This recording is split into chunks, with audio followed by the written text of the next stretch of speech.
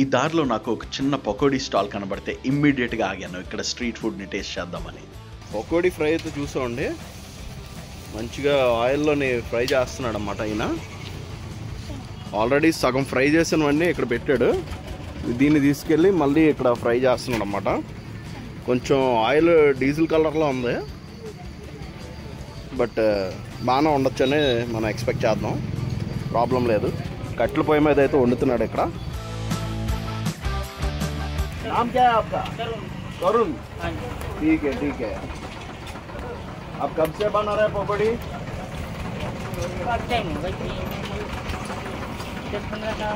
10-15 साल से? आपका बचपन से?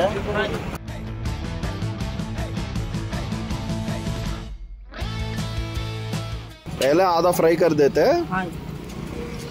ओके, फर्स्ट ఒక సగం వేస్తాడు అంటండి.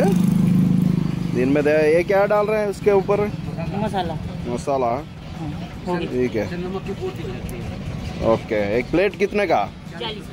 40 का, 40 रुपीज़। ठीक है, ओके। చూడండి మంచిగా ఆయిల్ ఫ్రైడ్ పకోడియా.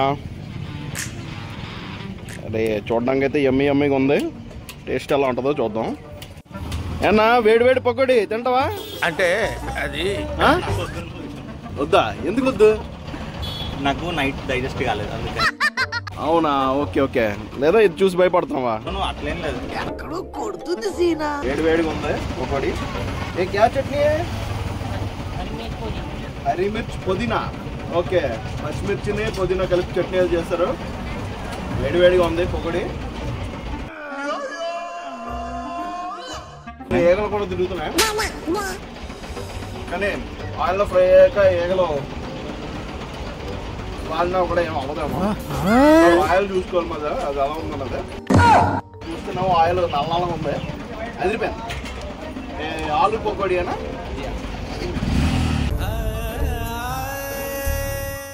శనగపిండి, ఆలు, కరివేపాకు.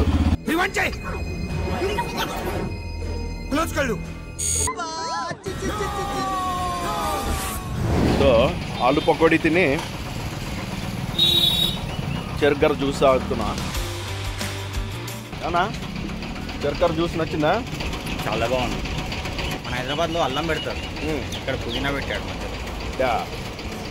సో పుదీనా ఫ్లేవర్. చెరుకర జ్యూస్లో ఈ పుదీనా వేస్తారన్నమాట. పుదీనా కొంచెం నిమ్మకాయ పిండారు, అల్టిమేట్గా ఉంది. అలాగే మన ఆలు పకోడీ కూడా నాకైతే నచ్చింది. రుచి బాగానే ఉంది. మరి శుచి కాసేపు అయిన తర్వాత తెలుస్తుంది మనకేం అవ్వకుండా ఉంటే. చల్తే చలో.